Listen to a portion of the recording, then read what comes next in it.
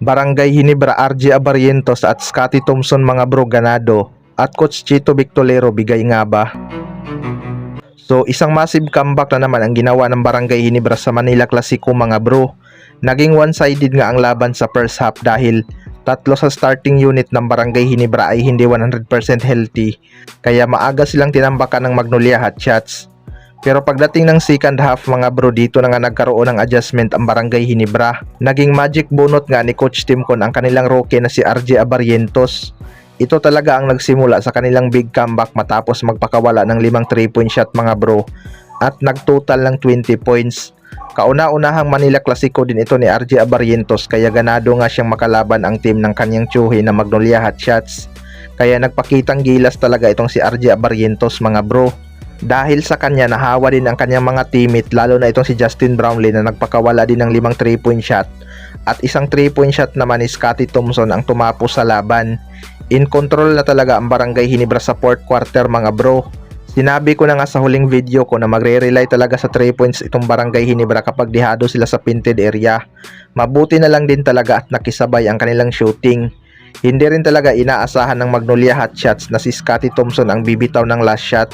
Maraming beses na nga itong nangyari na akala natin si Brownlee ang titira.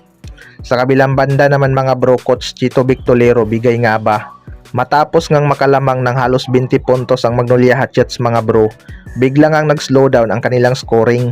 Kahit umiinit na si RJ Abarientos, halos walang ang ginawang adjustment sa depensa itong si Chito Victolero. Dahilan kaya natunaw ang kanilang biggest lead. Kaya maraming ang nagsasabi na bigay daw ang laban.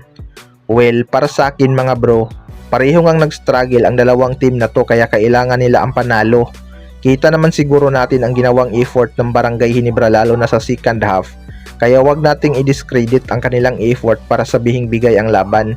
Sinuwerte lang din talaga ang Barangay Hinebra sa kanilang shooting dahil pumapasok nga ang kanilang tira beyond the arc, habang wala gaanong naisasagot ang Magnolia Hotshots. Ito na rin siguro ang kanilang pinakamagandang shooting sa 3 points area ngayong conference. Kaya malabong may bigayan sa laban mga bro. Kita naman natin na naging physical talaga ang laban. Tinamaan nga ni Troy Rosario ng siko sa mukha si Mark Baruca, diba? Na-outcoach lang din talaga ni Coach Timcon si Coach Chito sa second half. Madalas na ngang problema yan ng hotshots mga bro na nagchuchok sa dulo. Kaya posibleng mapapaisip na talaga itong SMC management na palitan itong si Coach Chito Victolero kung gusto pa nilang umangat ang Magnolia Hotshots. Kaya abangan na lang natin mga bro kung masisibak na ba si Coach Chito Victolero. Kayo mga bro, ano masasabi nyo tungkol dito?